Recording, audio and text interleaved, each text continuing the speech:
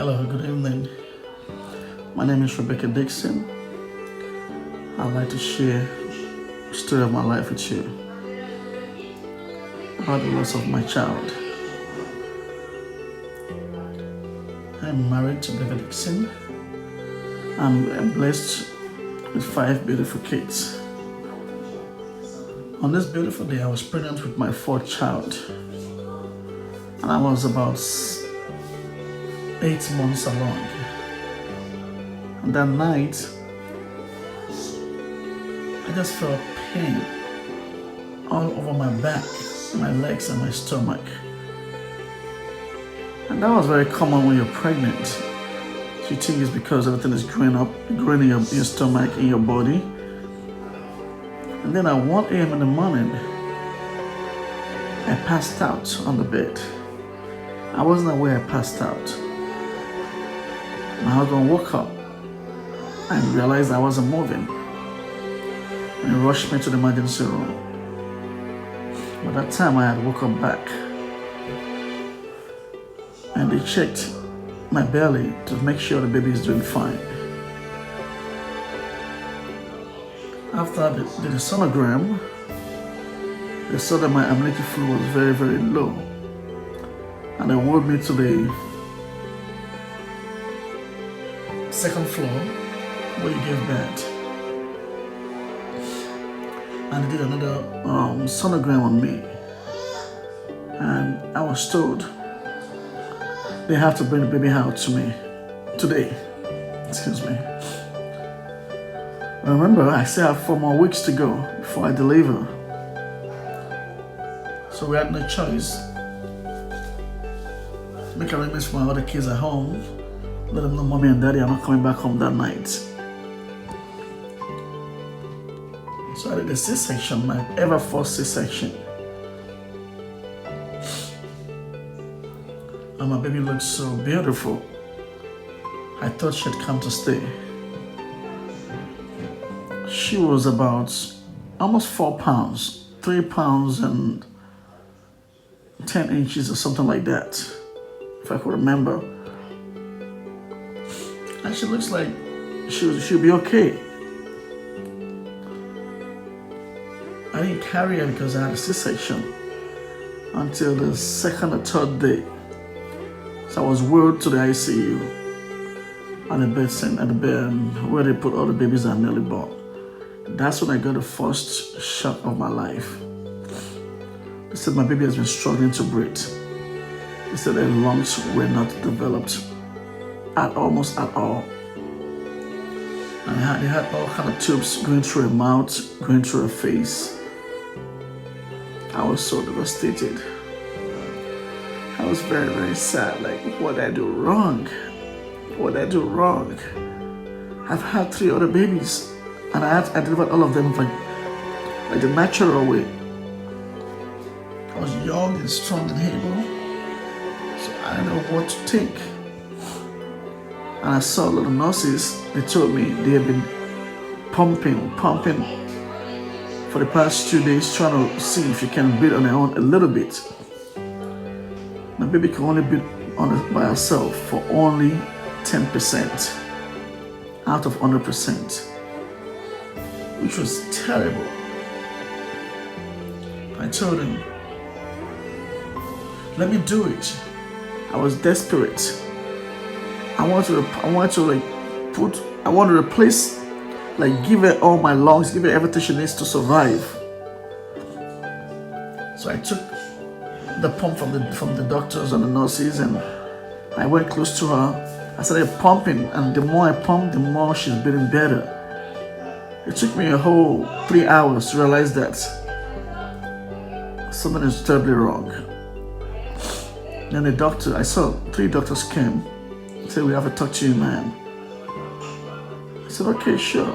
But please don't stop pumping that baby's heart. She has to breathe for me. She has to come on with me. So I went to the next room. The doctor said, man, we're very sorry. We don't think your baby's gonna make it. I said, but why? My baby is almost 4 pounds. She's thick. She doesn't want to be in the ICU for so long. I've seen other babies in the NICU. They're like so skinny. They're like half a size. And they're thriving well. Why is mine a problem?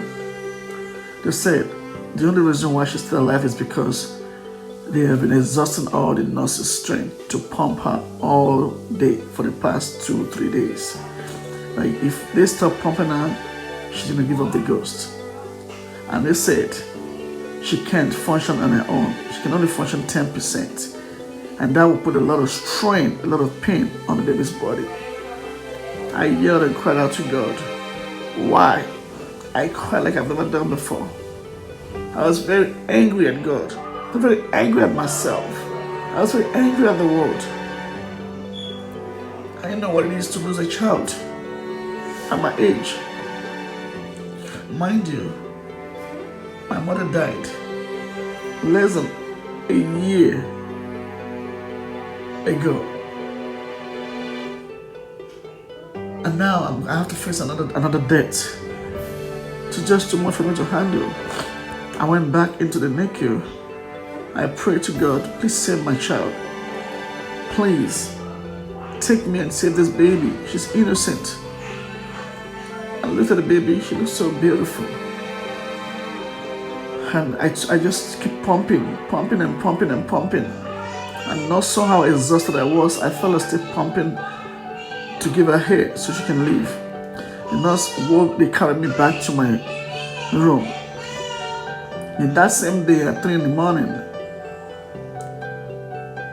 they rushed to call me. And they said I have to come and say goodbye to my baby. I begged them please to stop. Don't stop pumping, please. Like, ma'am, we've done everything we can. For 3 days we've been pumping this baby, and she just know how she can survive. Her lungs did not develop properly at all, so she had undeveloped lungs. So I told them to let me carry her while she's alive. Let me pray one more time. Let me cuddle with her. I carried her in my hands. I cried. I begged God for a miracle. And everything happens for a reason. And I told the nurse, after I realized there's nothing I can do, to them, remove the pump, stop pumping her. And she died in my hands that morning at 3:45 a.m. She died in my hands, holding and hugging her. The worst day of my life. We miss you. Your daddy misses you. Your siblings misses you. Ayomide, your brother, misses you. Abisoye, your sister, misses you. Shade misses you. And after you were God to meet Jesus, I want to let you know that you have 2 little brother and sister. Yes, you do. Guys, you know why I haven't called her name? We didn't get a chance to give her a name yet. And that was one of the painful parts of my life.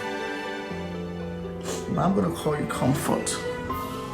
My late mother's name. Comfort Junior. You have a beautiful, beautiful little sister. She's so precious. I feel like she might have looked like you. Because you both have big chunky faces. And you have a cute little brother. He's a warrior too. He was a premier like you, but he survived. I fought a long, tough fight for him too. But God wiped away my tears. And that's why we call him Remilekun. Oluwa Remilekun. It means God has wiped away my tears and brought me joy. I know you're right now with Jesus, where there's no pain anymore. Tell your grandma I say hello. And tell your other sister I say hello too. That story will be for another day. I love you so much, Comfort. We all miss you so much. Remember, you'll never forgotten. We'll never forget about you. We miss you and we love you. The end.